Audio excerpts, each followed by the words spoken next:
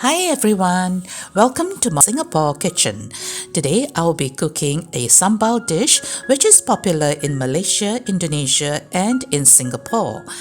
This dish is a perfect combination of the spiciness from the sambal, the nutty flavor of the fermented bean curd, and the sweet and umami flavor of prawns.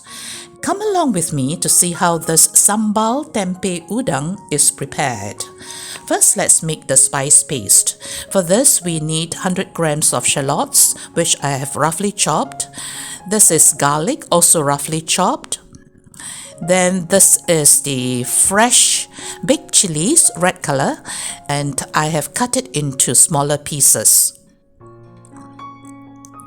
Then we have got 3 stalks of lemongrass. I only took the white parts and discarded the green parts and cut it into smaller pieces like so. And this one is the dried chili paste. I bought it already like this. But if you can't find it, you can take 15 dried chilies, soak it in hot water and then blend it. You'll get something like this. Okay, so let's then put all these ingredients in our blender and blend it into a creamy, silky and fine paste. You can also use a mortar and pestle to control of your paste.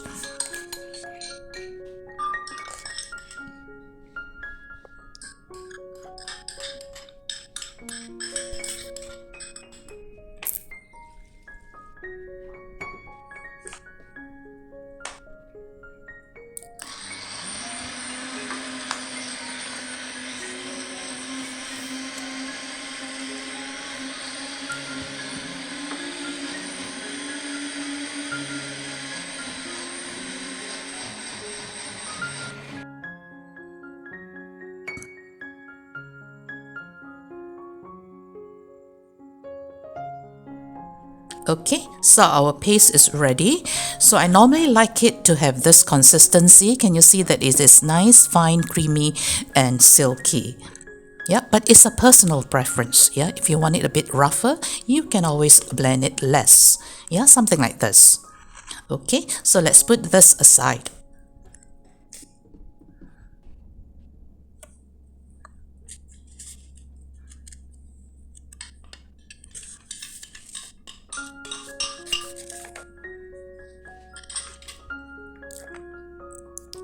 Now let's have a look at other ingredients. This is our firm tau kwa. It comes in a sachet with 2 pieces inside and it weighs around 450 grams.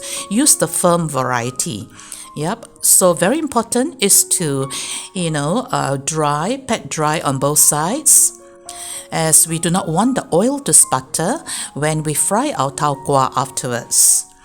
So after that, we are going to cut it into 1.5 cm cubes.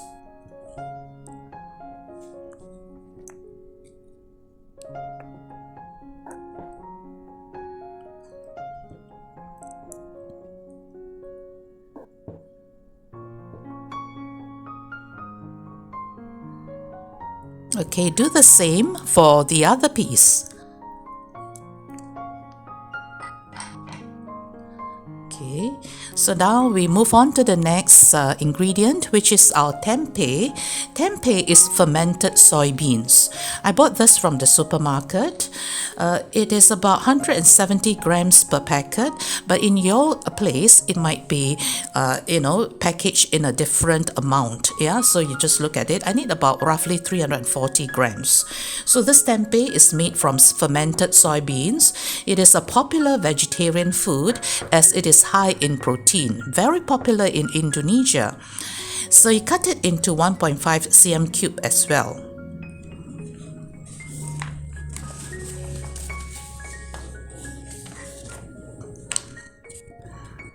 Alright, so then the next thing we want to cut are our long beans.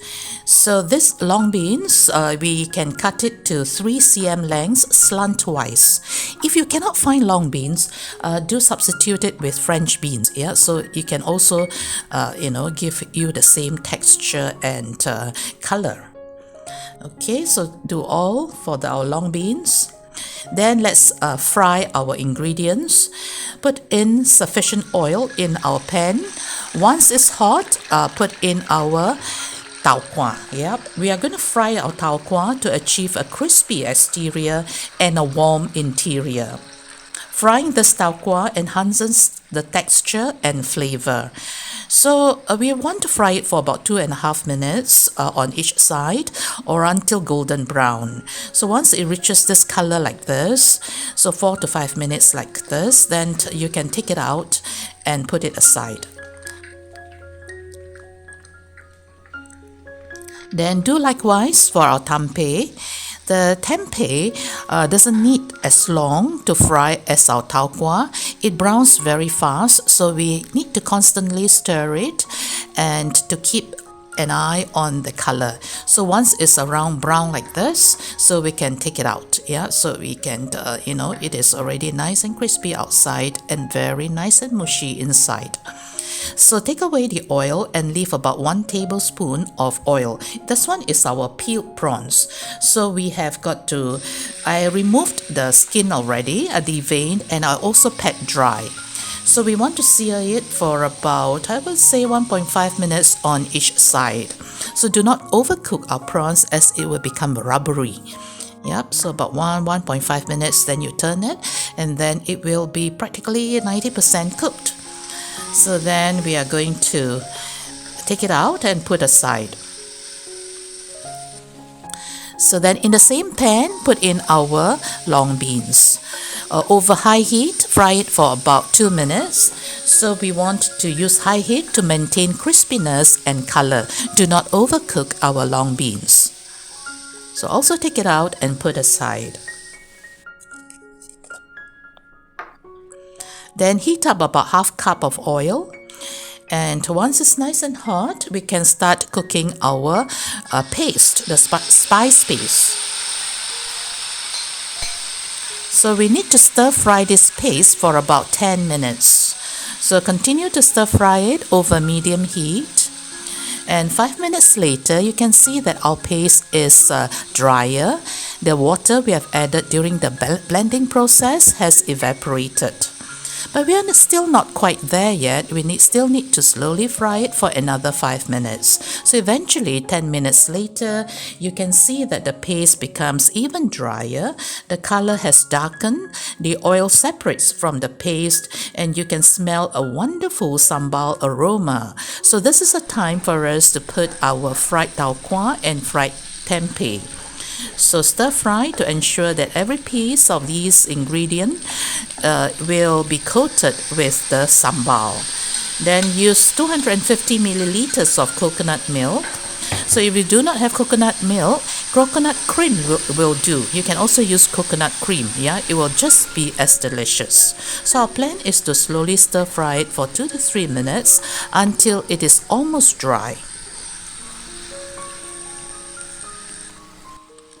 You can see that it's getting almost dry, so do not cover the pan. So you just have to slowly stir fry it until something like this.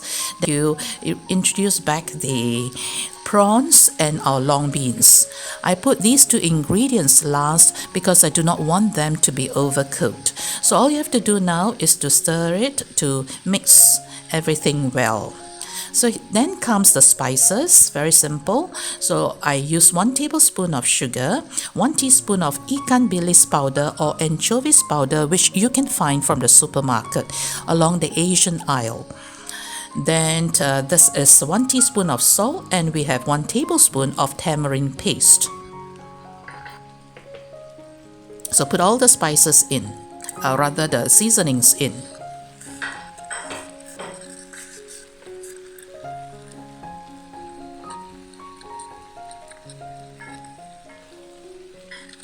So mix the seasoning thoroughly with all the other ingredients. Okay, so it's practically cooked now. It's all ready.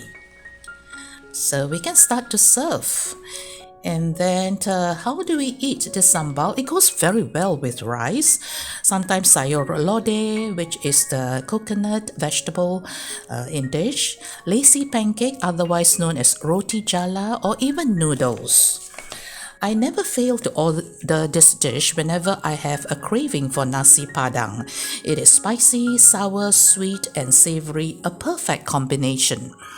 At home, I usually wrap the sambal with lettuce leaves. This way of enjoying it offers a refreshing contrast to the spicy sambal and a crisp and refreshing texture from the lettuce leaves. So all we have to do is to enjoy. Do try to cook this dish someday. Thanks for stopping by, and as always, happy cooking!